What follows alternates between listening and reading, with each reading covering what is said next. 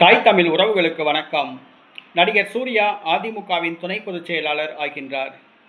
நடிகர் சூர்யா அதிமுகவின் துணை பொதுச் செயலாளர் ஆகின்றார் என்ற தலைப்பில் இந்த காணொளியை காண்கிறோம். அதிமுக தற்பொழுது மாலுமி இல்லாத கப்பலாக உள்ளது. செல்வி ஜெயலலிதா எம்ஜிஆருக்கு பிறகு அந்த கட்சியில் கவர்ந்திழுக்கக்கூடிய அரசியல் தலைவர்கள் கிடையாது. இரட்டை இலை சின்னம் எம்ஜிஆர், ஜெயலலிதா ஆகியோர் கையில் இருக்கும் வரை வெற்றி சின்னமாக இருந்தது.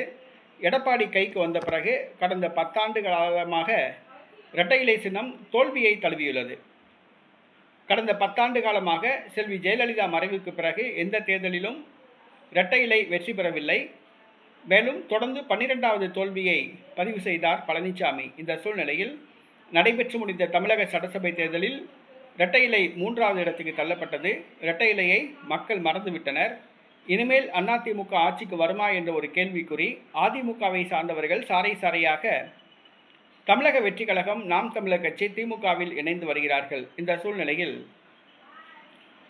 அதிமுகவை காப்பாற்ற வேண்டிய காலகட்டத்தில் எடப்பாடி பழனிசாமி உள்ளார். அதிமுகவுக்கு பிரபல நடிகர்கள், மூத்த அரசியல் தலைவர்களுக்கு இணையுமாறு வலை வீசியுள்ளார். குறிப்பாக அண்ணாமலைக்கு வலை வீசியுள்ளார். அதே நேரத்தில் பிரபல தமிழ் திரைப்பட நடிகர் சூர்யாவுக்கு வலை வீசியுள்ளார்.